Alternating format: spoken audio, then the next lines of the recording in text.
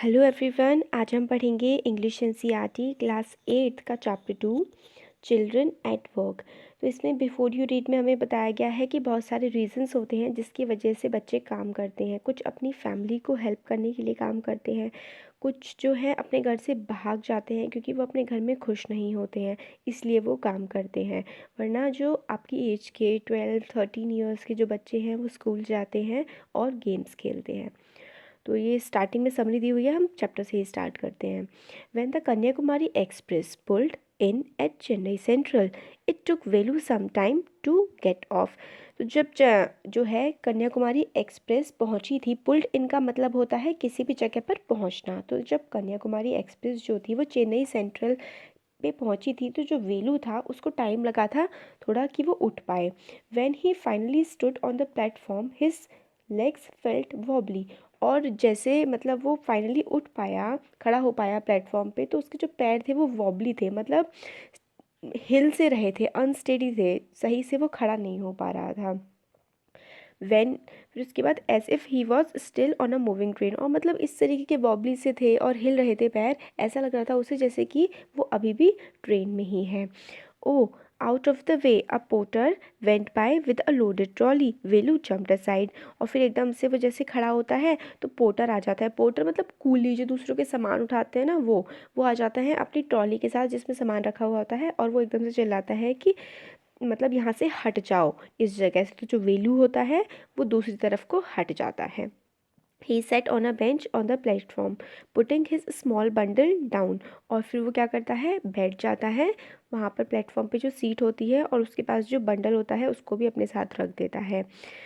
In all his 11 years, he had never seen so many people except once a year at the fair in his village.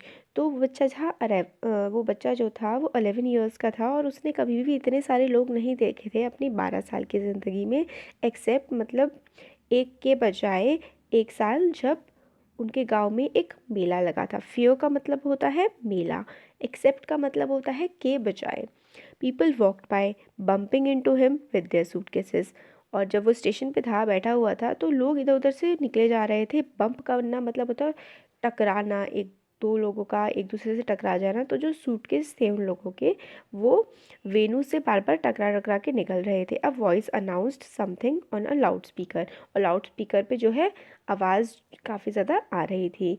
Near him a group of people set A group of people sat on their luggage, looking at a TV hanging from the roof। और वेलू के थोड़ी दूर ही पास में कुछ लोग बैठे हुए थे अपने लगेज मतलब अपने सामान के ऊपर, और टीवी की तरफ देख रहे थे जो वॉल पर, दीवार पर लटका हुआ था।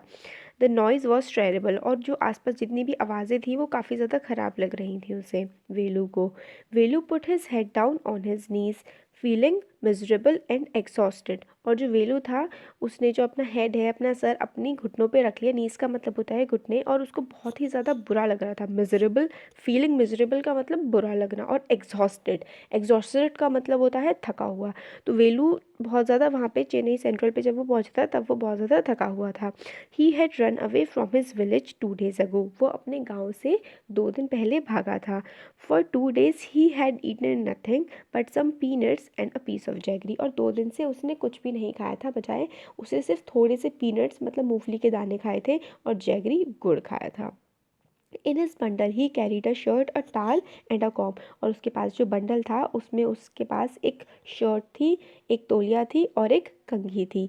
He had walked for most of the first day to Kannur and then got on train to Chennai. और पहले दिन जब वो अपने घर से भागा था तो मोस्ट ऑफ द टाइम वो क्या था, कन्नूर जो जगह थी वहाँ पर घूम रहा था, और फिर उसके बाद वो ट्रेन में चढ़ गया था जो चेन्नई को आ रही थी। Velu had no money for a ticket but luckily the ticket collector didn't came to the unreserved compartment. Velu के पास कोई पैसे नहीं थे टिकट को खरीदने के लिए, बट लकीली जो टिकट कलेक्टर होता है वो नहीं आया था अनरिजर्व्ड कंपार्टमेंट में, मतलब वो कंपार्टमेंट जिसमें रिजर्वेशन नहीं होता है, नॉर्मल टिकट लिया जाता है, पैसेंजर वाला जो कंपार्टमेंट होता है उसमें टीटी नहीं आया था। He had try to sleep on the floor near the door. A group of man next to him had played card and shouted all night. मतलब जब ट्रेन में था वेलू तो वो सोने की कोशिश कर रहा था फ्लोर पे दरवाजे के पास, मगर वो सो नहीं पाया था क्योंकि उसके पास कुछ लोग थे जिन्होंने पूरी रात कार्ड्स खेले थे, पत्ते खेले थे और वो काफ़ी ज़्यादा चिल्ला रहे थे। ए व्हाट न्यू टू टाउन हाँ called out a rough voice. फिर एकदम से जब वो ये सब सोच रहा होता है तो एक अजीब सी आवाज़ आती है। तो वो कहता है, वो आवाज़ वो बोल रही होती है, रफ सी होती है, थोड़ी हार्श अच्छी सी आवाज़ नहीं होती है। वो पूछ रही होती है वो आवाज़ कि इस टाउन में क्या नया चल रहा है। फिर वेलू क्या करता है, अपनी आइज़ को ओपन करता है कि वो देखता है there were a lot of people standing around but nobody was looking at him. उसके आसपास बहुत सारे लोग खड़े हुए थे मगर कोई भी उसकी तरफ तो नहीं देख रहा था। फिर दोबारा से आती है here a he turn around. फिर पीछे से आवाज़ आती है, फिर वो पीछे टर्न होकर देखता है। Behind him was a girl around his age wearing a long banian that came down to her knees. फिर जैसे ही वो पीछे मुड़ के देखता है, वो देखता है कि एक लड़की खड़ी होती है जो लगभग उसी की एज की होती है, जिसने बनियान पहना होता है एक लंबा सा, जो उसके घुटनों तक आ रहा होता है। नीज का मतलब घुटने होता है। Her hair was stiff and brownish and she had a huge sack on one shoulder. और उसके जो हेयर्स होते हैं लड़की के, वो काफ़ी स्टिफ अजीब से कैड़े कैड़े से दिख रहे होते हैं, ब्राउन कलर के होते हैं। और उसने अपने कंधे पर एक बड़ा सैक डाला होता है। सैक मतलब एक थैला टाइप का उसने अपने डाला होता है अपने एक कंधे पर। She was picking up dirty plastic cups from the floor. और वो उठा रही होती है गंदे प्लास्टिक के कप ज़मीन पर से, and stuffing them into her sack. और अपना जो थैला टाइप का होता है उसमें वो सारी प्लास्टिक की चीज़ें डाल रही होती है। Why is she calling me thought Velu, and why is she wearing a banian. तो और वो सोचता है कि ये जो लड़की है ये मुझे क्यों आवाज़ लगा रही है और इसने एक बनियान क्यों पहन रखा है।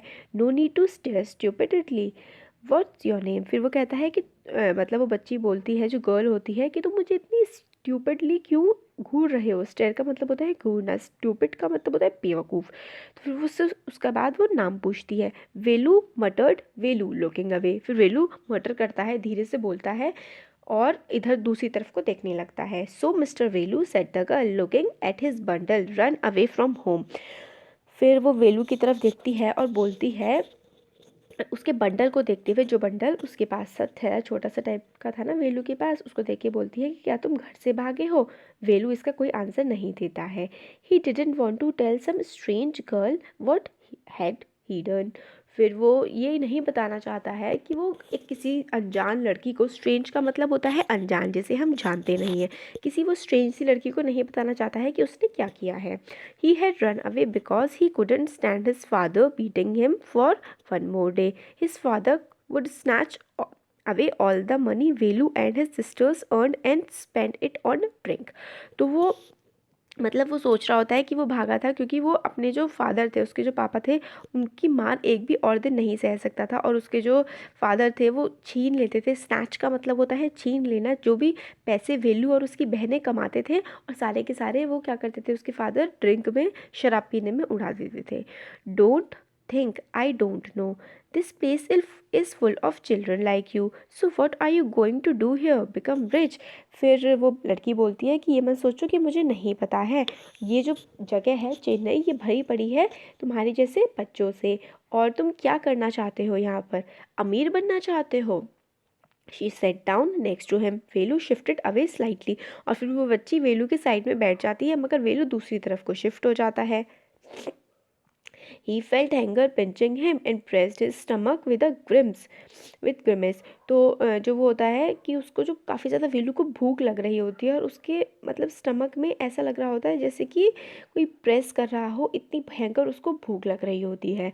तो फिर वो बच्ची बोलती है, hungry asked the girl, you won't get food by sitting here glumly making faces, I can find some if you want. फिर वो जो गर्ल पूछती है कि क्या तुम्हें भूख लगी है, तुम हंग्री हो। फिर वो बोलती है कि तुम्हें खाना नहीं मिलेगा यहाँ पे, इतना दुखी सा होके, ग्लूमी मतलब जो दुखी सा, अजीब सा, परेशान सा होता है, ग्लूमी फेसेस बना के, और अगर तुम चाहो तो मैं तुम्हारे लिए खाना ढूंढ सकती हूँ। She picked up her sack and started to walk away. फिर वो क्या करती है, ये सब बोल के अपना जो सैक होता है, थैला होता है, उसको उठाती है और फिर आगे की तरफ बढ़ने लगती है। Velu stayed on bench. What should he do? Should he follow this girl? Where was she going to take him? फिर वेलू क्या होता है, वहीं पर बैठा रहता है बेंच पे, और फिर वो सोच रहा होता है कि उसे क्या करना चाहिए। क्या उसे कल को फॉलो करना चाहिए? ये कल तो उसे पता नहीं कहाँ ले जाएगी।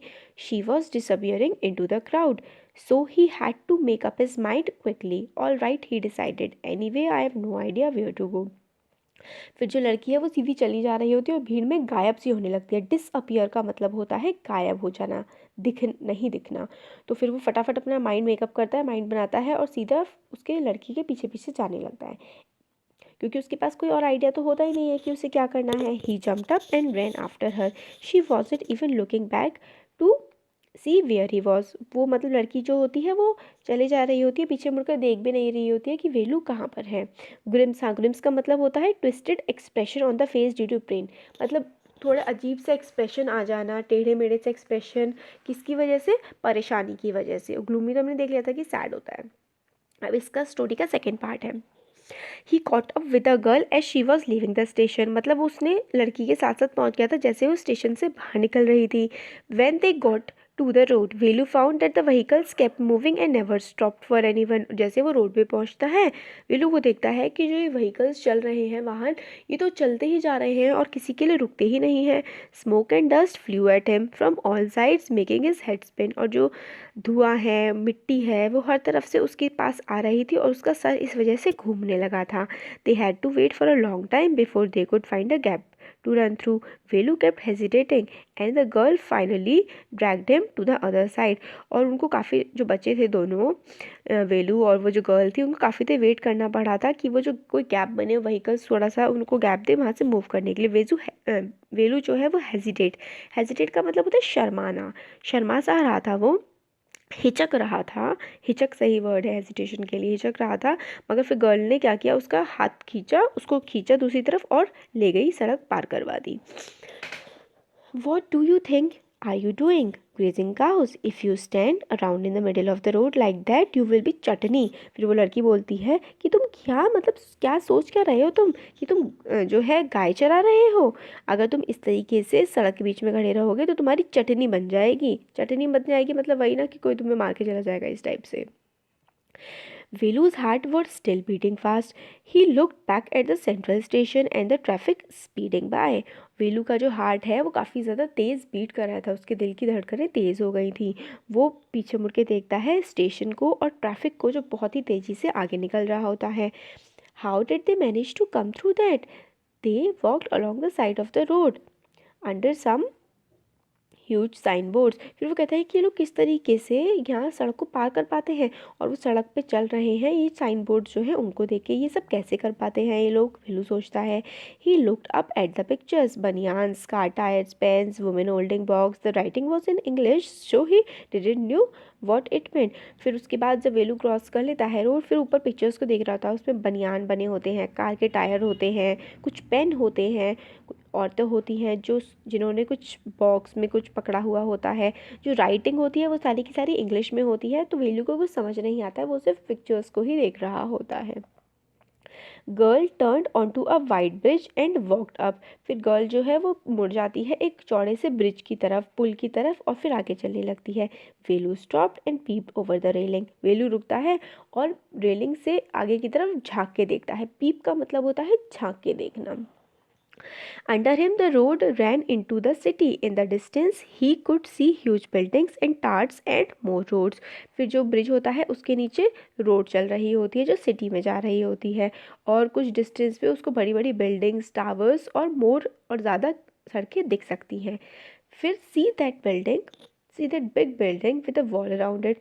If you aren't not careful, you will soon be counting bars there. The girl grinned and pointed at the huge building. फिर जो गर्ल होती है वो बोलती है कि ऐसे करके पॉइंट करके कि क्या तुम्हें वो बड़ी सी बिल्डिंग दिख रही है जिसके चारों तरफ दीवार है।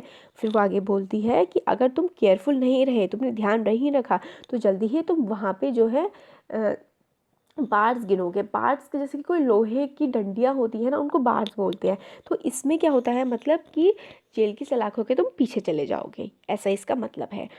तो गर्ल जो करती, ग्रिन करना मतलब थोड़ा मुस्कुराकर हंसना, दांत दिखा के मुस्कुरा के हंसना, वो हंसती है और फिर किसकी तरफ पॉइंट करते हुए, एक बड़ी सी बिल्डिंग की तरफ पॉइंट करते हुए जो कि एक जेल है।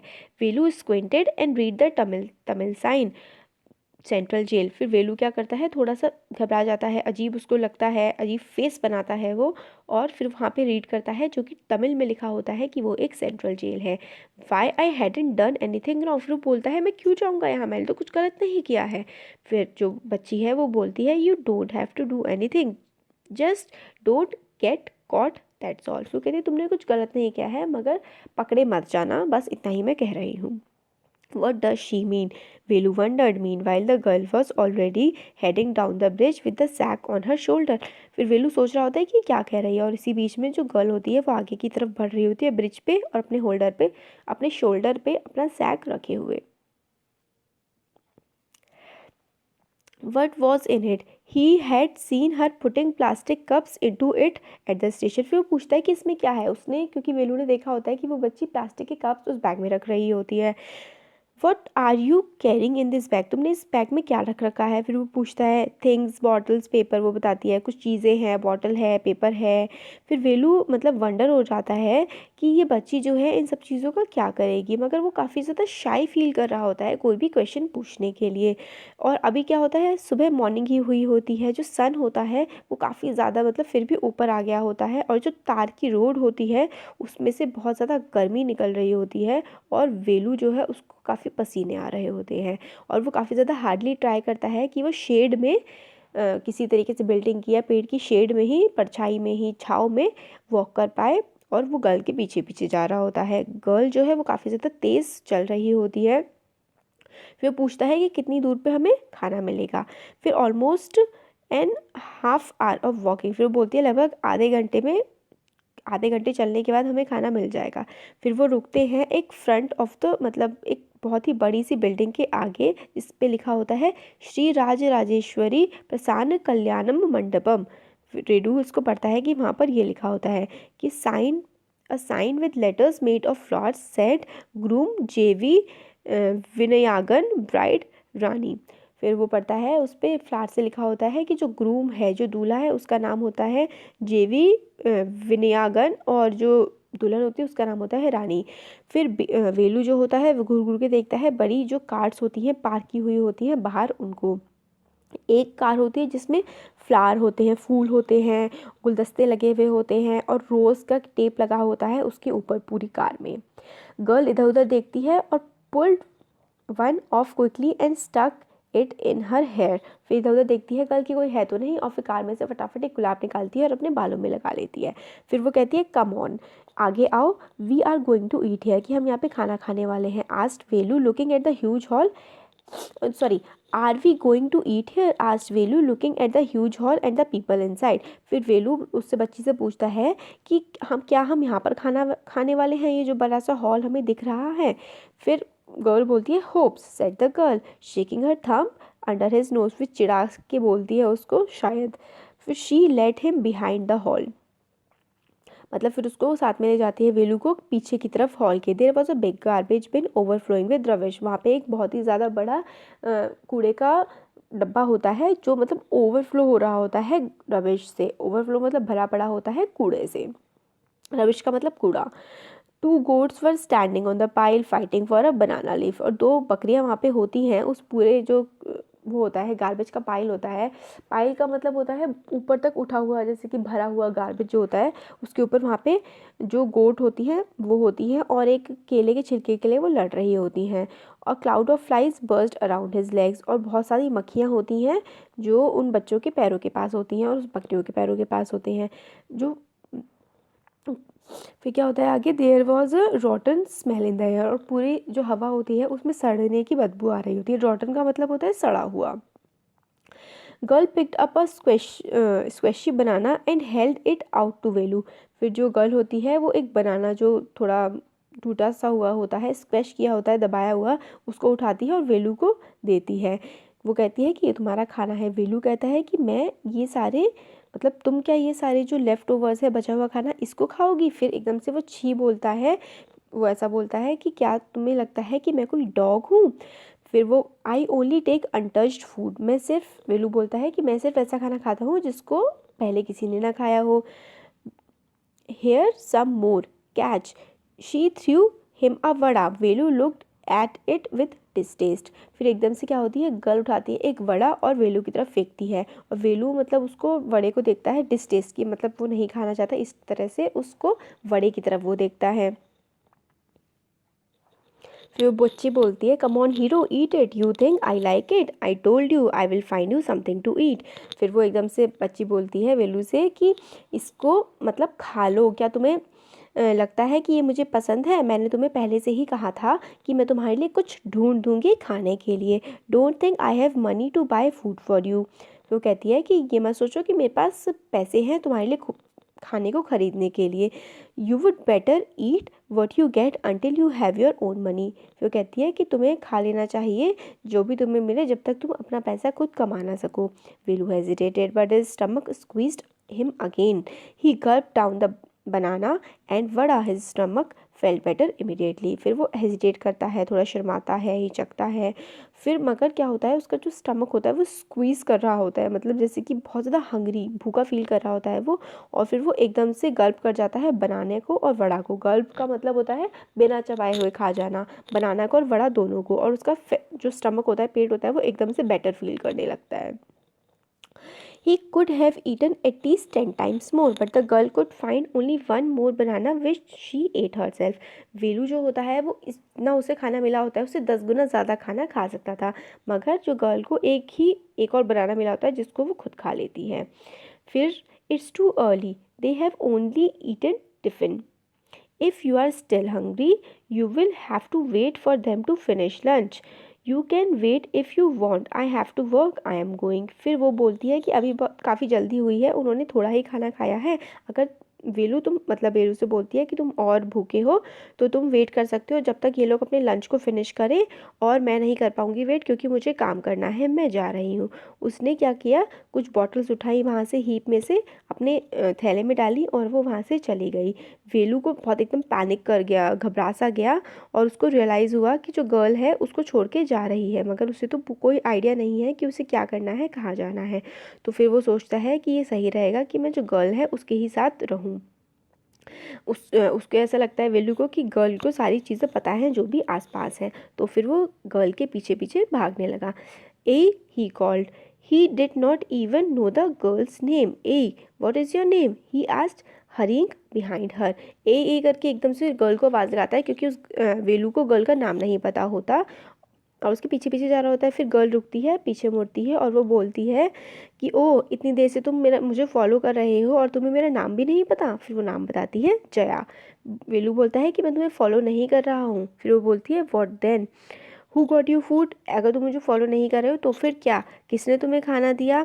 फिर वेलू बोलता है क्या मैं तुम्हारे साथ आ सकता हूँ, तुम कहाँ जा रही हो।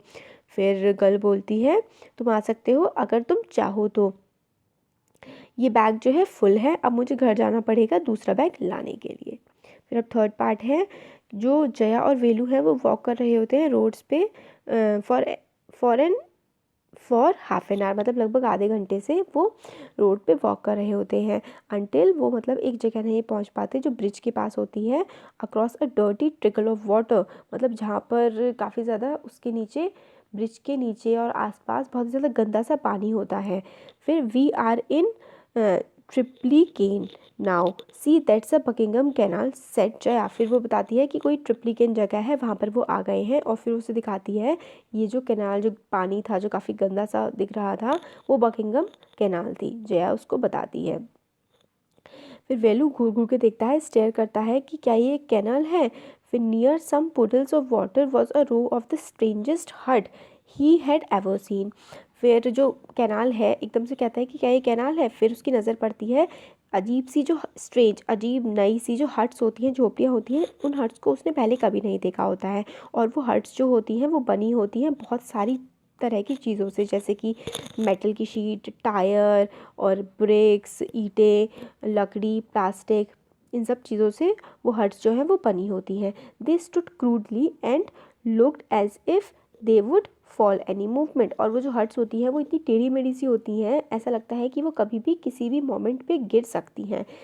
फिर वो पूछता है कि क्या तुम यहाँ रहती हो, दीज हाउस आर स्ट्रेंज, मतलब इस टाइप से पूछता है कि क्या तुम यहाँ रहती हो, ये घर जो है ये बहुत ज़्यादा अजीब है, वेलू बोलता है।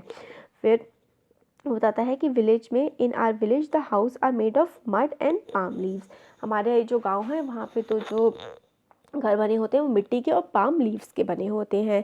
Jaya went around to one of the herds and dumped her sack outside, then she picked up an empty one. और फिर जया इधर मतलब जाती है एक हट में उन्हीं में से एक, और अपना जो सैक होता है जो वो पूरा भर के लाई होती है उसको गिरा देती है और दूसरा सैक उठाती है जो खाली होता है। फिर वो कहती है चलो चलते हैं। फिर वो वेनू की तरफ मुड़ती है और उसको मतलब एक लुक देती है, शो ऑफ करती है उसकी तरफ। एटलीस्ट हेल्प मी नाउ, फिर वो कहती है कि अब कम से कम मुझे हेल्प करो। Here wear these and come with me, और फिर उसको सैक दे देती है एक और कहती है इसको पहनो और मेरे साथ चलो। She threw him a pair of old shoes without laces and pushed a sack and a stick into his hands. और फिर वो मतलब एक उसके जूते भी पहनने के लिए देती है जो काफ़ी पुराने होते हैं और जिनमें लेसेस भी नहीं होते हैं, और एक सैक दे देती है, एक थैला दे देती है जो उसके हाथ में वो पकड़ा देती है। वीलू कंफ्यूज हो जाता है। What work did she want him to do with these things. तो फिर वो सोचता है कि इन चीज़ों से वो क्या चाहती है कि वीलू मतलब क्या काम करे। The only work he had ever done was on Landor's farm, weeding and taking cows out to graze। फिर वेलू क्या सोचता है कि उसने एक ही काम किया होता है अभी तक, वो होता है जो उनका लैंडलॉर्ड होता है, ज़मींदार होता है उसके फार्म में, और जो गाय होती है उनको चराना। Are there any farms in the city, he आज जय फिर बोलता है कि क्या यहाँ पे कोई खेत है सिटी में। जया से इस टाइप से वो पूछता है। फिर जया क्या हो हंसने लगती है और थम करती है हर स्टिक ग्राउंड पे, मतलब उसके हाथ में जो स्टिक होती है उसको एकदम से ग्राउंड पे मारती है। फिर वो बोलती है फार्म्स, यहाँ पे कोई फार्मर्स नहीं है, हम रैग पिकर्स हैं। रैग पिकर्स होते हैं जो गंदगी को उठाते हैं। Rag pickers, see my sack full of things I collected. फिर वो एकदम से रैग पिकर्स बोलता है वेलू, और फिर जया बोलती है कि ये देखो मेरा जो सामान है जो मैंने पूरा का पूरा कलेक्ट किया है। कलेक्ट फ्रॉम वेयर आस्क्ड वेलू, फिर बोलता है कि कहाँ से कलेक्ट किया है। फिर वो बोलती है रबिश बिन से। और कहाँ से? रबिश मतलब कचरा, कचरे के डब्बों में से। बिन मतलब होता है डब्बे। फिर वो बोलता है कि तुम रबिश कलेक्ट करती हो। Velu had never heard of such a thing, Velu ने कभी भी इस टाइप की कोई भी चीज़ नहीं सुनी होती है। फिर वो बोलती है ए ब्लॉकहेड, ब्लॉकहेड का मतलब होता है बेवकूफ़। It's not any rubbish, only paper plastic glass such things we sell it to Jam Bazaar Jaggu. वो बोलती है कि ये कोई रबिश नहीं है, कोई फालतू की चीज़ नहीं है, ये पेपर है, प्लास्टिक है, ग्लास है जो हम बेच देते हैं जाम बाजार के जग्गू को। वेलू जो होता है पजल्ड हो जाता है, मतलब कंफ्यूज परेशान सा हो जाता है। उसने he had heard of people throwing away rubbish, but why would any one want two by rubbish. फिर वो सोचता है कि उसने हमेशा सुना था कि लोगों को चीज़ें फेंकते हुए कोई इस रबिश को, इन फालतू की चीज़ों को क्यों खरीदेगा, और ये जाम बाजार जग्गू कौन है और इसको क्यों खरीद रहा है इस रबिश को वो।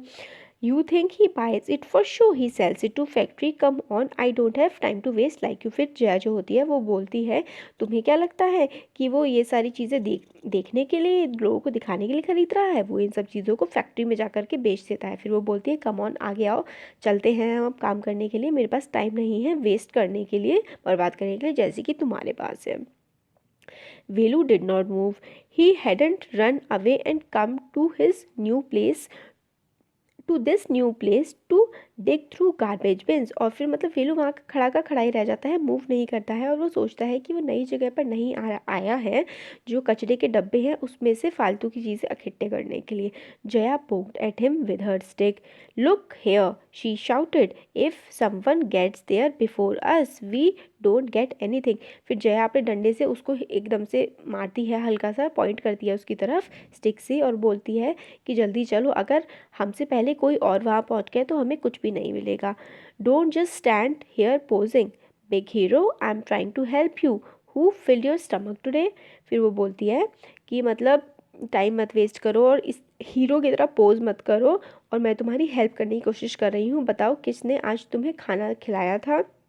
वेलू scratched his head and sighed, I will do it for now he thought until I find a better job. फिर वो अपने मतलब माइंड को एकदम से स्क्रैच करता है और फिर वो सोचता है कि मैं अभी के लिए काम कर लूँगा जब तक मुझे एक बेटर जॉब, एक सही सा कोई काम ना मिल पाए। तो यहाँ पे हो गया हमारा चैप्टर कंप्लीट। आपको कैसा लगा कमेंट सेक्शन में कमेंट करके बता सकते हैं। अच्छा लगा तो वीडियो को लाइक करिए, चैनल को सब्सक्राइब करिए। Thank you so much.